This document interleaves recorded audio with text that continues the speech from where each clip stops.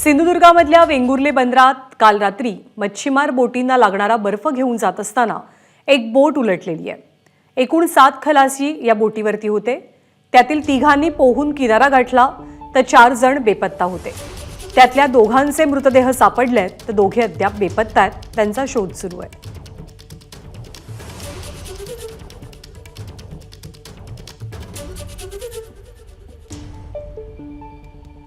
सिंधुदुर्गातल्या वेंगुर्ला बंदरात घडलेली दुर्घटना। सिंधुदुर्गात काल रात्री पावसानं सुद्धा जोरदार हजेरी लावली होती। मच्छीमारांच्या बोटीला लागणारा बर्फ घेऊन एक बोट पुढे जात होती। अचानक ही बोट उलटली। त्यापैकी 2घांचे मृतदेह हाती लागलेले आहेत। 2घांचा शोध अद्याप सुरू आहे। एकूण 7 जण या बोटीवरती होते। त्यातले 3घे जण पोहत पोहत काठावर पोहोचले। राज्यामध्ये बोट दुर्घटना घडून लोकांचा जीव गेल्याची गेल्या 5 दिवसातली ही तिसरी दुर्घटना आहे।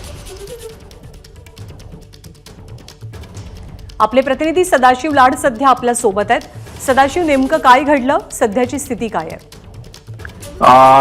ज्ञानदा, रात्री जर आपण पाहिलं असेल तर रात्री 9च्या सुमारास वादळी वाऱ्यासह पाऊस सिंधुदुर्गात पडत होता आणि याचा परिणाम जो आहे तो समुद्रात देखील पाहायला मिळाला। समुद्र खवळलेल्या स्थितीत होता। अशा वेळी ही बोट होती ती वेंगुर्ला बंदरातून खोल समुद्रात खलाशी घेऊन जात होती। अशा वेळी ही खलाशी बोट जी आहे ती पलटली। यावेळी या खलाशी बोटीवर एकूण 7 खलाशी होते। त्यातील 3 खलाशांनी पोहत किनारा गाठला तर 4 खलाशी जे होते ते रात्री बेपत्ता झाले होते। त्यातील 2 खलाशांचा मृतदेह सकाळी सापडलेला आहे आणि अद्यापही 2 खलाशी बेपत्ता आहेत।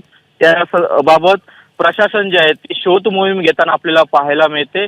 दुसरीकडे जर पाहिलं असेल तर बुडालेली बोट जी आहे ती वेंगुर्ला बंदराच्या जवळपास बुडालेली होती। मात्र ती बोट आताच रेडी बंदरला मिळालेली आहे। त्यामुळे जर आपण पाहिलं असेल तर समुद्र खवळलेल्या स्थितीत कशा स्थितीत होता याचं आपल्याला माहिती समोर येते।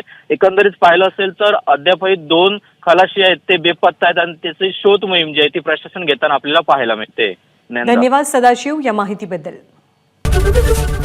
एबीपी माझा, उघडा डोळे बघा नीट।